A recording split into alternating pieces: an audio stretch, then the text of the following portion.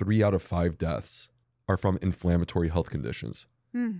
And the World Health Organization has identified this as the #1 problem across the globe.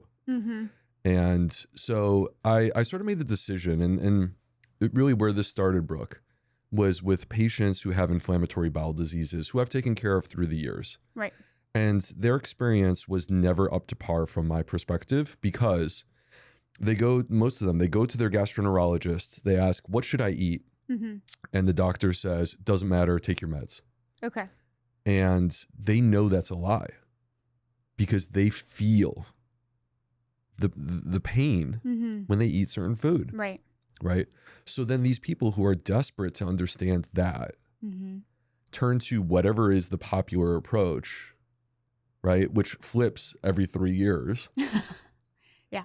And so wherever they happen to be in that moment, that's what they end up doing. Well, that's not evidence-based, right? Like the way that you and I approach our problems doesn't flip every 3 years.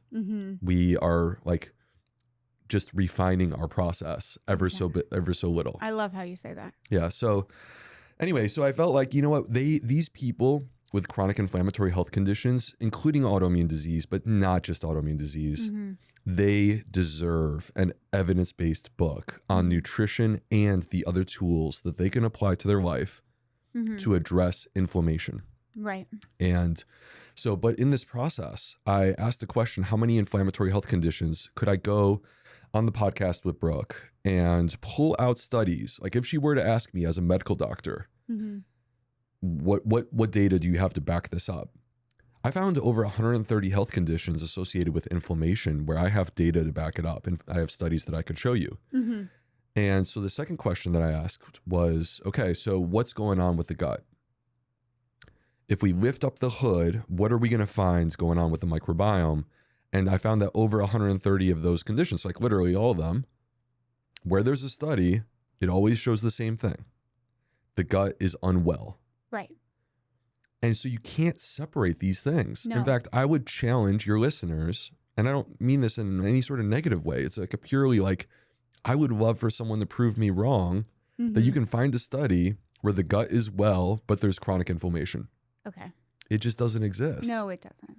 So from my perspective, inflammation, these 130 health conditions, there's this opportunity that exists through the gut, through the connection between the gut and our immune system. And we can unpack that connection in much greater detail. There's a reason why they rise and they fall together. Yeah. And we are where we are today in part because they are fallen. And we can build them back up. And we can do that actually really quickly. Yeah. And then you will feel the difference.